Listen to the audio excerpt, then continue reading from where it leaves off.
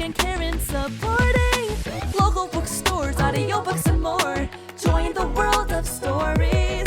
As always, thank you for listening. Hi, and welcome to the Libro.fm podcast, where we talk to authors, narrators, booksellers, and more. I'm Craig.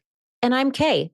During today's episode, we got to talk with Mel Saavedra, who is inarguably the queen of all things romance and romance literature. She owns the Steamy Lit Bookstore, which is in Deerfield Beach, Florida. And among a million other things, which you'll learn about, she also organizes the Steamy Lit Con, which is a huge celebration every year of all things romance literature. And in fact, it just happened a couple of weeks ago in Anaheim, California. So we felt really lucky that she had time for us. Yes, this interview was so fun. We learned so much about Mel and all the million things she's doing. So, like Kay said, very happy that she made the time for us.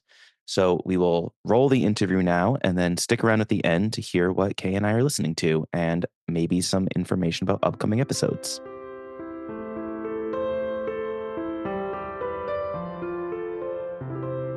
Welcome, everyone, to the Libro.fm podcast, where today Craig and I are so excited to sit down with Mel Saavedra, the owner of the Steamy Lit Bookstore in Deerfield Beach, Florida, among many other things. Welcome to the podcast, Mel.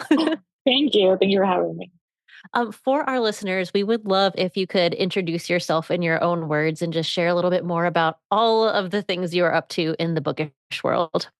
Sure. My name is Mel. I am the founder of Steamy Lit, which I'm kindly referring it to a Steamy Lit collective because there's just so many things we're doing right now. I own a romance book subscription box called the Steam Box, which we pair romance books with like sexual wellness items and self-care items. Then we have the bookstore, the romance bookstore in Deerfield Beach. And then we also have the Steamy Lit Con, which is part of our nonprofit foundation. And we host it's a romance book convention in Anaheim. And we're on our second year. We just got done with that. And what else do I do? We're doing like walking clubs nowadays. We're launching apparel. We're doing a little bit of everything. But in all of that, our mission has always been to just create another platform to amplify the work of authors that have been underrepresented in publishing when it comes to their identities and marginalization. And let's see, about me, I grew up in Peru. I moved to the United States at a young age, and I have 3 Rottweilers, and obviously I love reading romance. So I loved all the photos of your dogs when they were teeny tiny little puppies, like on the bookshelves. Yeah. And then I was like scrolling because we do an Instagram story time thing later. Mm-hmm. So we were browsing your Instagram, and then there's a photo of you holding like a gigantic dog, but it's no longer a puppy anymore. So keep the dog content coming. When she was very cute and little, she was able to fit on the bookshelf. And now she still thinks she's cute and little, but really she's 100 pounds, but she likes to be carried. So, yeah. Yeah. Don't put her on a bookshelf anymore. Yeah. No, definitely not. So you mentioned that you love romance, obviously, so we can jump right into the genre. Romance often gets stereotyped as being like a guilty pleasure or like a fluffy book and, not taken as serious as some other genres. And I saw this photo on your Instagram of you holding like a sign that said, romance is the highest selling genre, like deal with it or something like that. And there's just been such tremendous growth within this genre. And you frequently see, romance books on bestseller list and romance kind of specific bookstores popping up like yours. What do you think is driving this surge in popularity? A few things. I think one, there's definitely like social media and I think TikTok in particular for bringing a lot of more eyes, so to say, to romance. Because I definitely think the romance community has been there and has been there for a long time. I think maybe perhaps it was just, I don't want to say dormant in its own way, but it was kind of like we've created our community and this is kind of where we remain because it is safe, right? Where kind of TikTok blew that up a little bit with how the algorithm in TikTok works and how, it's kind of started putting a lot of romance into a lot of people's hands. I think it also has to do with like, as like generations evolve, I think that we are starting to see more and more generations wanting to break away from like certain stereotypes or certain like social like dynamics that have been like taught upon us, if that's the right way to say that, that have just been like put on us, I guess. And I think romance, it's a really great way to kind of defy the patriarchy, in that it's not only written by women, but historically it's always been written by women. Now we're obviously seeing a lot more representation of who's writing it and who they're writing it for. But I think for a long time, right, it was a genre that was written by women that was successful in its right because of women. And I think like anything in the patriarchy, right, like when women do it right, there's got to be something wrong with it, right? It's got to be a guilty pleasure. It can't be outright just the greatest genre. There has to be an issue with it. You mentioned that this community of romance readers has just always been there, for a long time. And although there's more eyes on it now, that community has been strong in there for a long time. What do you think about that community and romance in general keeps those people so engaged and passionate for this genre? The endings, and no pun intended, but literally like happily ever afters, right? I think that specifically with romance and talking from like a immigrant Latina point of view, I think a lot of our stories are often focused on like our trauma or our pain or our immigration story or like the things we have overcome, which are obviously all very important and things that we need to still read about. But little did we read about our happiness. And I think for a lot of us, being able to see our stories and our identities deserving happiness and the family and friendship and love and all of these like very universal feelings that we experience every day, is what keeps people coming back to it. That like with a romance book similar to a thriller, I would say, right, like you know what you're gonna get, you know that what you're in it for, and you know that like love and happiness and happily ever after is always something that is part of the formula. And I think that that brings us a lot of like comfort. One thing that I've noticed has evolved in the genre is that, for example, when I was growing up, I always thought of romance as a genre for adults. There was nothing for me as a young adult person. There certainly wasn't anything as like a middle grade reader, but there are romance titles for those younger readers now. And we saw that you have launched a subdivision of Steamy Lit called Swoony Lit. So we were wondering if you could share a little bit more about that and why you decided to start that. Yeah, so Suni is kind of on a pause right now, but it has very much launched. We're trying to figure out how to better appeal to those young adult readers, but um, young adult is like epic right now. The books, the identities, the representation that's coming out through young adult is like unmatched. And I wish that it was books that I had been reading when I was growing up. And I think that was a lot of it for me because even now, like I know a lot of adults don't like to read young adult, but I would say that there's something so like soothing and safe in reading a young adult where like the things that you experience as a teen or coming of age are put on page, that like really heals you and like your inner child. And for me, it was a lot of that. It was reading like Latinx characters falling in love when we were young and like all of these things that like I didn't get to read when I was younger. And I really wanted to like bring attention to that because the young adult genre and its authors are really like doing something special. I love that so much. I was gonna say you're talking to two big YA fans. So Yes. yeah. I couldn't agree more with what you said. The representation aspect of that is just so huge right now. And I too am like, why didn't I have this when I was growing up? It would have been so much different. I was going to ask you a follow-up question about, what you thought the impact of expanding the audience was, but I think you already answered that really beautifully. Yeah. So you kind of mentioned the steamy ecosystem at the beginning of the call with Steamy Lit and Steamy Con Yeah, and so on and so on. So I'd love I to like talk about that, the steamy ecosystem. yeah. I'd love to, if you could tell us more about Steambox. You kind of mentioned it at the beginning of the episode, but we'd love to hear more about it and why you decided to start it. Yeah, so Steamy Lit actually got started with the Steambox. That was my first baby, and it was during the pandemic. I was married at the time. My ex-spouse was deployed throughout that whole pandemic year, and I really turned to romance.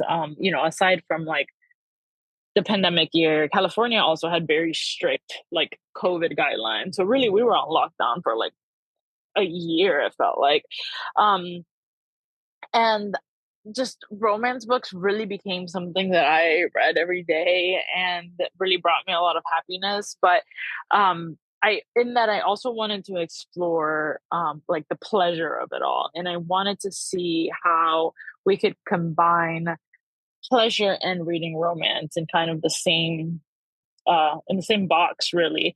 And so we have different tiers. You could order a book only subscription. You could do a book with all the self care items, or you could do a book with the self care items and any of like um, the sex toys or anything like that that we have. And I think for me, it was important because there's so much stigmatization when it comes to women owning their pleasure. I think the society puts a lot of focus on men and their pleasure and how that's totally all right. But when it comes to women owning that, there's a lot of labels that come with it. And I mean, especially me growing up in like a Latin household, sex was definitely not something we talked about, right? Like we talked about how like we're there for like our man to get married, to have kids, to like hold the household, but it was never about like our pleasure. So being able to explore the two, I thought was really important to me and for like the community as a whole, because I think that again, right, like we just don't talk about it enough. um so yeah, that's kind of how Steamy Lit was born.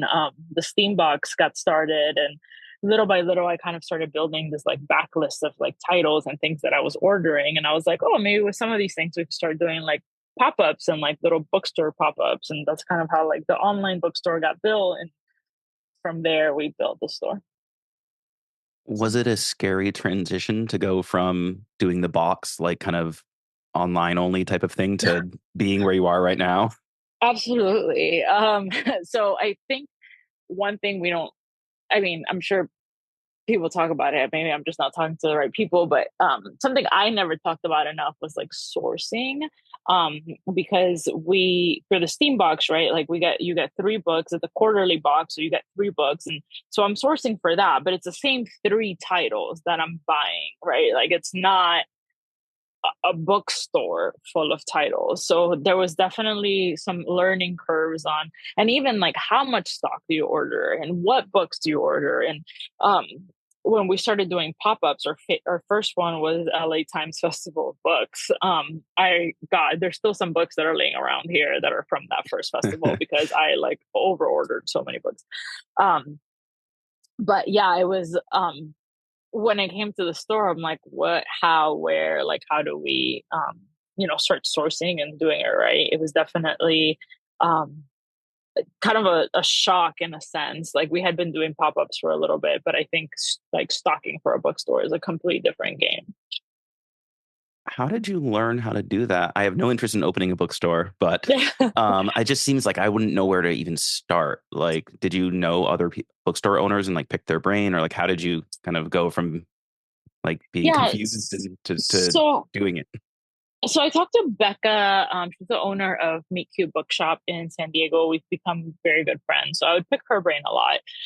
But I think as I kept doing more pop-ups, I kind of started just kind of learning like, okay, you don't order 10 of a title, you order maybe a little less, and like, Mhm. things like that. But even with that, I think I needed to focus back on our intention and our mission, which was to celebrate diversity and romance. And so, something that I always wanted to do was make sure that the titles that we're sending, either through the box or at the store, were not titles that you were going to walk into Barnes and Noble or whatever at Target, and like they were right there and be able to pick those up, right?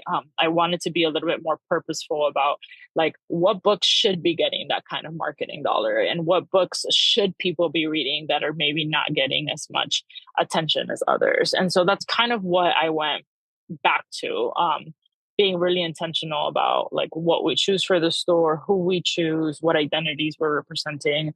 And now our booksellers do a lot of the sourcing, but that's the same intention behind it, is making sure that, you know, sure, we might have some of the bestseller titles, but you'd actually be surprised that we have like maybe 1 or 2 copies of those titles, and maybe none of some. And books that have never been on the bestsellers, we are selling a lot more of. In terms of your vision and your mission that you're describing, you're advocating for diverse authors and you're elevating women and this genre and women's pleasure. I'm wondering what some of the challenges you face there are, and what advice you would give to other people who want to do similar, like really important work. Yeah, I would say that creating change is not easy. And there's always going to be someone who's not happy with the way you're doing it or how you're doing it. I think as long as you're willing to learn and unlearn, I think that that's probably the key component there. There's been things that, you know, have been told to me, or just feedback we've received about things we could be doing better, or like identities that we could be, you know, lifting more. And sometimes that's not easy to hear, right? When this is kind of like your bread and butter, and like you're putting your soul into this, right? But I think having the willingness to be able to unlearn and learn, and realizing that we all have biases, like that's kind of what society has integrated into our systems, right? And being able to unlearn those, I think is really important. I think the other portion that was really hard for me was when we opened the bookstore, we got a lot of like backlash from the city. Like they wouldn't let us open because they wanted to classify the store as like an adult store, kind of in the same vein as like a strip club or a sex club. And I was like, I wish we were that fun, but we are not. And, you know, also being Florida, there was like an extra fear of like, they wanted like lists of all the books that we could possibly sell. And I was like, this is not an extensive list at all. You know, like this constantly changes. And we ended up having to like retain a lawyer that kind of specializes in this to like fight this for us with the city. And we ended up going through the American Booksellers Association advocacy program to like also send letters on our behalf. And it was not something that I was prepared for at all. We never had any intention of selling like adult toys at the store, because we knew that with zoning, that was going to be an issue, period. And we wanted to get the bookstore going on its own first. Would I love to one day do something like that? Sure. But I know that it comes with hurdles, right? So since we were opening just a bookstore, it was really surprising to hear that kind of feedback. And it was about the titles. They were like, what kind of material is in the titles? And I'm like, we don't even have an erotica section. Like we are just selling romance books from like young adult to adult. And that's where they really got caught up in. It was like the adult portion. And I was like, that's just what booksellers refer to as like, we have young adult titles, we have adult titles. Like it's not like adult like the strip club, my guy. Like you know. And that was really, really frustrating, especially in a state like Florida. Finally, after like 2 months, I think we finally received the approval. But you know, that was like things that were not in the budget for us to like retain lawyers to like do all of this for us. And just like the scariness of it all, of like not being able to like maybe not open the store because you know, and part of what was fought for us was like, one, even if they were selling vibrators, like Target, Walmart, CVS, like all of these places are now selling vibrators. So, you know, what's the issue there? Two, are you also saying that a movie theater is an adult establishment because there are movies that have sex scenes in them? Right. And so that was kind of like the battle. And, you know, I think unfortunately that it comes with the name Steamy Lit. It comes with, I think, the like stereotype put behind romance books, unfortunately. So I guess if anyone's having these same issues, I would say like reach out to the American Booksellers Association if you can, or even like Pen America, and see, you know, what they can do, what kind of advocacy programs they have. And I would say do all of that maybe even before you spend money on like legal. Luckily, we were able to afford it, and it was something that we were able to do. But obviously, that it's costly, and it's not fun. And I would say, you know, just don't. It's really hard for that, like for you to not let that get to you, but you know, just fight it one day at a time. There are people in the community who will be willing to help you and advocate for you. You know, it's just a matter of like reaching out. So Wow, that's thank such an interesting you so much. story. Oh my gosh. Yeah, I had no idea that you went through all of that. So, and I'm Yeah. so sorry that you had to. Yeah, I think the next part of the Steamy ecosystem is going to have to be like Steamy 101, and it's like how to open a romance bookstore. Like, Yeah, it was not something I expected at all, especially because I hadn't heard that from any of the other like romance bookstores that had opened. I haven't heard of anything like this. I mean, obviously, I know I'm in Florida, and Florida is Florida, um, but you know, I was definitely blindsided. I didn't expect anything like it. Yeah. Well, okay. So to lighten it up, I asked you about challenges, and I would love to hear about, you know, as you look back on your steamy journey, what is a success that most jumps out in your mind? Like, what's one of those moments where you're like, yeah, we're doing the damn thing. You know, I had on our grand opening, we did a panel um with a few authors, and I had a trans person come up to me and say, like, this is the only place. They were like, I'm moving out of Florida, but I want you to know that while I'm here, this is the only place that I feel safe being me.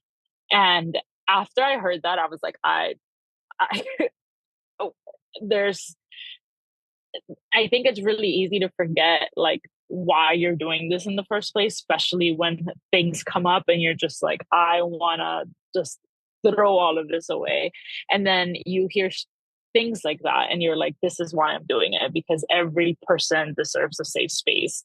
Um, and similar stories like that where like people have come into the store and I just like overhear them and what they're asking. Like they're very specific about like what they're looking for in their romance books, and being able to provide a safe space where that communication isn't even like people don't even think twice about asking that in front of us, I think is probably the proudest moment for me in creating Steamy Lit. That's huge. Congratulations. Also, Craig teases me. I cry like once per interview, and I'm like, oh, there it is. I've been waiting. You don't normally make it this long, you know. So we've talked a lot about how you kind of have many pokers in the fire between, you know, Steamy Lit Con and the bookstore and Steambox. And we saw that, you know, that wasn't enough for you. So you've recently started a podcast. You know? Oh, I forgot about the podcast. So Romance Unleashed. You seem like you have so much going on. What prompted this? Yeah. So actually, the idea started with one of my good friends, and he would read basically all my romance book recommendations. So initially, it kind of started with like us two talking about like romance books, and I thought it would be a really interesting take to hear like from a man what he thinks about romance and romance books and kind of unpacking that. And then life happened and he had to move. So we kind of decided to restructure it to talk about just still romance books and also just dating and all of the things that come with that. But also like getting a little bit more personal with authors. And I think sometimes we forget like authors and people in the space are people, right? And like they have like lives and they have like all of these things that happen to them.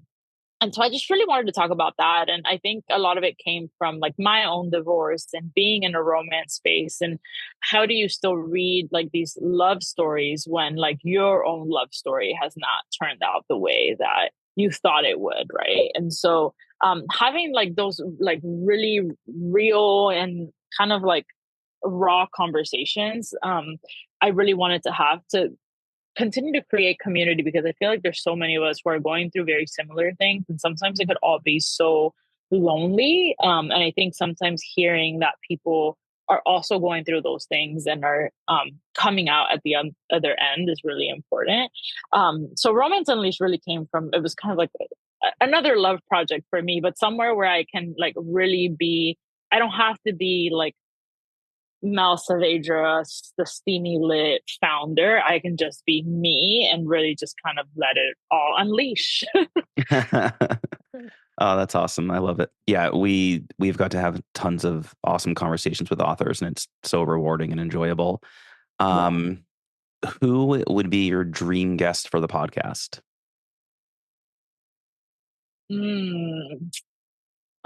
Okay, so in the non-bookish world, I would say Teffy. She's like a Latina creator from Miami, and she does a lot of like media, pop culture type things, and I just like love her energy.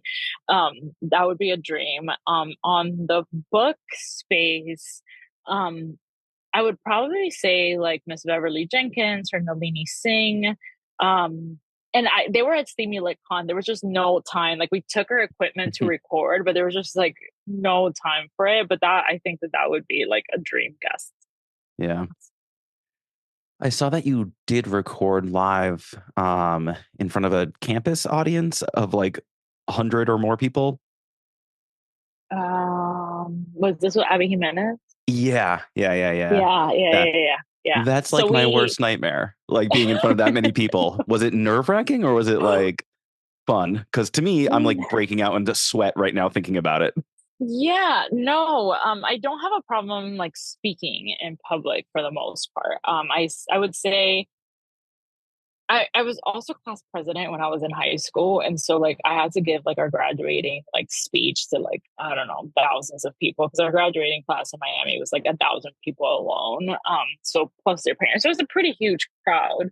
And I think after being able to do that, everything after has kind of been like normal for me. But I think it also has to do with like the person you're having a conversation with. And I think people like Abby Jimenez like make it really easy because the conversation just flows. She has so many anecdotes about like her life and the things that she's doing. So I think that makes it really easy. I also like Steamy Lit Con is another place where I like have to say like our welcome and our closing remarks. And that's where I get a little bit more nervous because like there's just like literally a room full of your people and you're like, oh my God. But yeah, no, it's not a thing for me. Now if I had to like actively do something, like if you tell me like I have to pick up a ball and like throw it in front of those many people, absolutely not. Oh my God, I would much rather throw a ball than talk for an hour in front of people. Karen, what do you think? Should we podcast in front of hundreds of people? I'll get back to you. One more real question before we jump into some sillier questions that we have for you. And this comes from one of our teammates. So at Libro, obviously, we are very passionate about indie bookstores, and we were so excited when we saw that you opened up the physical location as well. And so our colleague was wondering if you could talk a little bit more about why you think indie bookstores are the most powerful platform for uplifting and amplifying voices, especially also uplifting the romance genre and things that people maybe wouldn't read normally. Yeah, I think because indie bookstores are more than likely not being paid by a corporation. Right. So like I guess to say that nicer, I think that your recommendations come from a real like raw, like something you're really loving and reading, and there's no like marketing dollars behind where this is shelved, or if you're like having a book at the store.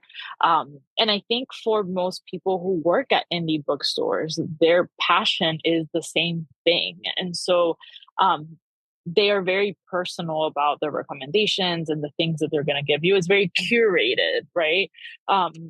But also because I think indie bookstores are such staples to communities, and there's so much that indie bookstores can do for communities. And even if it's just, you know, when we created Steamy Lit, the physical bookstore, I wanted to make sure that it was a place that was accessible to everyone. Like you didn't need to come and buy a book. Like obviously our livelihood depends on you buying a book. So please shop. But also like, I remember being the kid who could only check out books at the library. We couldn't afford, but if I would have been able to be walking distance to a bookstore where I could like perhaps do my homework and just be surrounded by people who love that, I think could make such a big difference in anybody's life.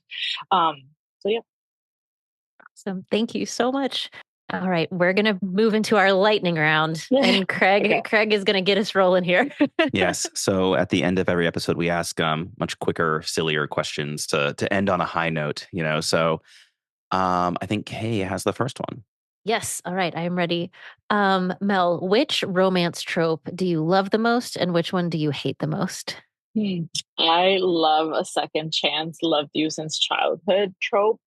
I hate a secret baby or a pregnancy trope. I don't think I know the secret baby one. What is that? Oh, you don't? No. You can dive into the Google for You that. just told me you hated it. I don't want to dive into it. Yeah. Well, a lot of it has to do with like maybe there was like a hookup and then like a baby came out of it, but maybe they never got each other's contact information, or maybe like a life pulled them apart and the person was pregnant and like they never found out that the person had a baby, and then they find out much later that's where secret baby comes. And like all you of seem that, very animated. I don't believe that you hate this trope. It's just too real. Like, I don't know. Also like, hello, the internet, like we could find someone on LinkedIn. Please tell this person you have their baby. Oh my God. Speaking of LinkedIn, I did some sleuthing for this next question. Mm-hmm. What was the most annoying things customers would do at a Foot Locker? Oh, at a Foot Locker, I would say not buying the shoe cleaner after I gave them a like full like display on how the shoe cleaner works. Like, please. I will say Foot Locker was one of my favorite jobs in the whole wide world, though. Like the customers that come in there are just so fun. That's funny. What is your go-to romance novel recommendation if somebody's like, I have never read this genre and I want to give it a shot? Kennedy Ryan. I would usually start with Before I Let Go, or even the Kingmaker duology, to get them started. Awesome. This next one's pretty silly, but where do you store those massive Steamy Lit convention light up letters when they're not in use? Oh, we rent them. Oh. However, funny story. I am really bad at sizing things. And when I ordered them last year, I thought I was ordering them like half of the size that they were. And then they showed up and there was like nowhere. They were supposed to say Steamy Lit Con, but we ended up having to just put Steamy Lit because there was no way the con was fitting. So this year I made sure that they were like stackable letters. But this happens to me with literally everything I order. Like I ordered some bags the other day and I don't know what I was thinking. The bags that came in were like this big instead of like your 10 by 4. I ordered like peanuts to go in packing boxes and I thought the peanut bags were like my size, and really they were like 5 times my size, and they're all in my driveway, and I'm like, I don't know what to do. So it's an issue here. This is how you ended up with 3 Rottweilers. No, literally. My staff is like, you're not allowed to order anything that has to do with sizing anymore, because what are we doing with all these peanuts? And I was like, they are biodegradable, if that helps. I think you should fill a pool with them and have quite a party. Oh, that actually, my dogs would probably love that. This is my favorite question to ask people. What is your favorite compliment you've ever gotten? Ooh, I think going back to the safe space, I think Steamy Lit Con drives a lot of that. And I think post Steamy Lit Con, we always get a lot of like, this is the safest space that I've been in as a Black or brown author or the Black and brown reader. And that is probably my favorite compliment. I really liked our last thing when we're done with lightning round is Instagram story time. And so I had to comb through the Instagram and I did not choose this one, but I did like it. It said, come get a bookish tattoo with me. And it was kind of like you going to get a tattoo. Yeah. And I was wondering, if you were to get another book related tattoo, what would it be? Probably a Kennedy Ryan quote of one of her books. She just has this very, I don't know if you've read Kennedy, but like her like way of writing is so lyrical that like I want to fall in love with all her words every day, and I feel like that would be my next one. When is she coming on your podcast? That's a great question. She was at the store a few months ago, but we were just getting the podcast started, and again, like setting up the equipment, all of that was just a lot. So hopefully soon, though. Nice. So we mentioned that Instagram story time is our last thing before we beg you for book recommendations. So the one that we chose is this, or I'll let you explain it, I guess, instead of me explaining it since you posted it. Yeah, so this was when I had just moved to Florida, I think. And when I bought my house, I was very like specific about the kind of space I wanted for the Steamy Lit box, which is where I'm at right now. And before, when I started the Steam box and Steamy Lit, I was packing orders out of my kitchen. So being able to like grow from the kitchen to kind of this like set garage converted area, which was just Steamy Lit stuff, was like really special to me. Little did I know that by the end of the year I would open a bookstore, but Yeah. What jumped out at us, I think this is probably what you were going to say, Craig, is this idea of like taking a moment to sit with your success and celebrate that, because you're in the craziness of every day and sometimes forget to be proud of yourself. And so we were just curious, what do you do to like take care of yourself? How do you take time for yourself amid the ecosystem, as we're calling it? I've been really intentional the past couple of months, probably like 4 months, about getting a massage once a month, and going to the chiropractor, because I realized I don't think people realize how heavy book boxes are. Like when all of that starts coming in, especially when we have special edition, sometimes we'll have 3-4 pallets of books. And, those boxes weigh anywhere from 20 to 30 pounds. Like I've never had so much upper body strength as when I decided to open up a bookstore.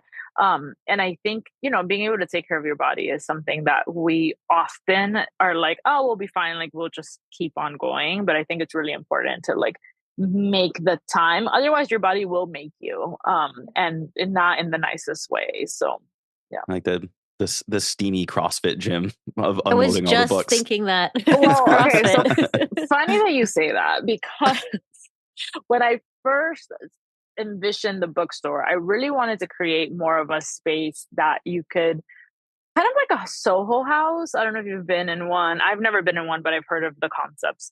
And just like, but affordable, right? Like not somewhere where you pay a membership, but somewhere where like people in our communities can have the space to create but take care of their bodies. So there's like a movement aspect to it, there's the book aspect to it, there's a food aspect to it, but really like embracing community. And that's something that, and I think especially talking about like Black and brown creators and creatives in general, like a lot of the times we just don't have the opportunity or the space to be able to collaborate and create. And so like I really want, like that was kind of my big vision, and it's still there. It might just take a little bit longer to get there, but part of that was like having some kind of movement class, like a yoga, massage, salsa classes, things like that, to like move our bodies, because as readers we move our minds all the time, but I think it's really important for us to move our bodies if we're able. All right. Well, I think this takes us right to the end of our questions for you. But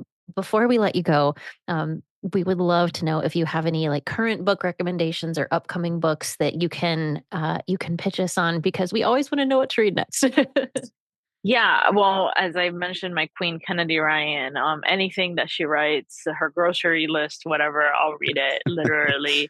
I think a good place for her to start with her is the Kingmaker duet. I think that's a really special one.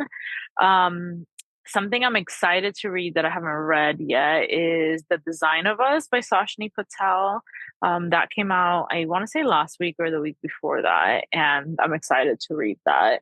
And another favorite recently has been Brittainy Cherry's, God, what is that series called? I think it's the Elemental series, but I'm reading the second book in it right now. And if you like to like cry like I do, I love sobbing. That's a really good one too. Awesome. Okay, I can't wait to check these out. Thank you. The quote of the episode, I love sobbing.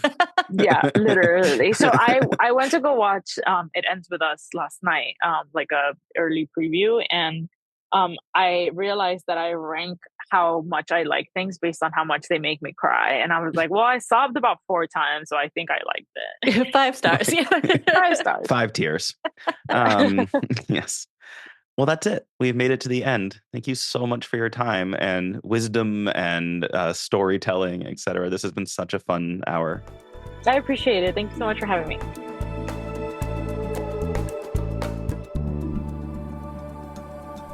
That concludes our interview with Mel. Thank you so much for listening. We hope you enjoyed it. Before we let you go, we, as always, will chat a little bit about what we've been reading and enjoying. So, Craig, you are up first. What have you got for us today? Yes. I am reading I Want to Die, but I Still Want to Eat Tteokbokki. This book is written by Bak Sahi and translated. I need someone to translate me speaking. Translate. That's how they know we're not AI. Yes, exactly. And translated by Anton Her. This book is told, it's nonfiction. I should lead with that. And it's told through conversations with her therapist. So it literally says like, therapist says this, then she says this. And it's like a transcription of therapy appointments mixed in with other kind of essays. And it covers all sorts of things like, struggles with weight and food, but also like being liked in the workplace and all these things. And it's so interesting. And I found a lot of things very, things I think about too. So it felt like a comforting thing as well, but also very difficult to read. I found myself getting like choked up at parts. And it's actually a follow-up. That's why if you can see, well, no one else can see the cover but you, but the original one was the same title, but didn't say still. And this one is I Want to Die, but I Still Want to Eat. I didn't know that when I picked it up, so I'm excited to read the first one. I'm going backwards with this one, but it was great. And it's also Women in Translation Month. So if it's still August when you're listening to this episode, this is a great time to read this book. And if it's not August, it's probably still a good time to read this book because it's great. The cover is beautiful, by the way. You held that up. I and know. I was like, oh my goodness. I know. I mean, it's one of the reasons I picked it up. And then it also had the little I am signed thing on it. So that helped me as well. Love a signed Nice. book. Yeah. Very cool. Thank you for the recommendation. Yeah. I also just read The Lost Bookshop, which I had never heard of, but has apparently sold like millions of copies. So I don't need to go into it. Probably people have heard of this book, but I hadn't. Picked it up, read it in like 3 days, loved it. And yeah, that's all I'll say about that, since I assume I'm the last person in the world to have heard about this book. Nice. Yes. Nice. I've heard of it, but I have not read it. So I will check it out. Yes. But enough about that. What are you reading right now?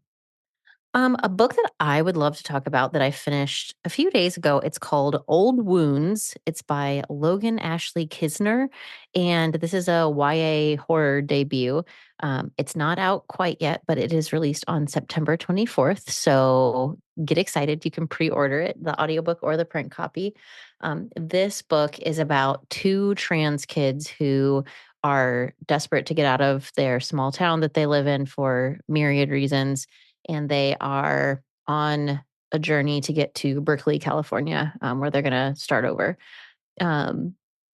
What happens in the middle of this book and in the middle of the country is that they find themselves in this kind of nameless small town in the middle of nowhere, in the middle of the night. Their car breaks down, and this night will not end, literally.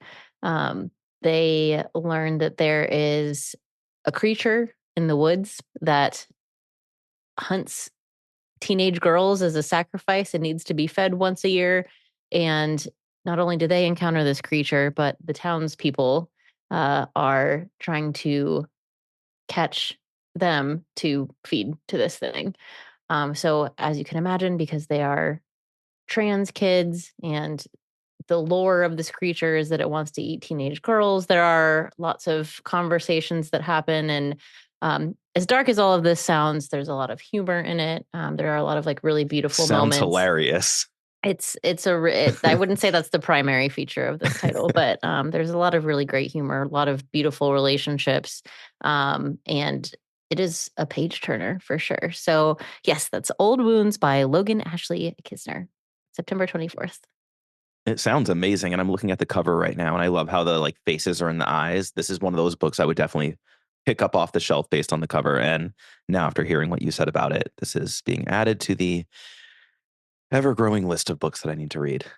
Yes, and you may notice that the face of the monster is done in the colors of the trans flag, which I think is a nice touch. This cover is beautiful. Yeah, this is great. I will have to pick it up. And thanks for letting me know that it's not out yet, so that I don't go downstairs and make a fool of myself like I do most days. I got you. I appreciate it. I feel like you only mentioned that for me. Like, yeah. No, this is great. Well, that is all for this episode. We are in the midst of planning a back to school episode, which will focus on middle grade and YA titles, which I don't think we've ever done a specific episode about that. So super exciting. We don't have too much details to share yet, but that will be coming out in September. Other than that, I don't know. Do you have any other programming notes you need to add or? No notes, just excited for it's so weird that we're going into the fall season. Like summer, I think everyone agrees went by in the blink of an eye. So we'll be doing holiday episodes before we know it. Well, thank you so much for joining us. As Craig mentioned at the beginning, we would love if you could rate, review, and subscribe. Please tell a friend. If you are not a Libro.fm member and you'd like to sign up, you can use the promo code SWITCH and you will get 3 audiobook credits for your first month instead of just 1. And as always, thank you for listening.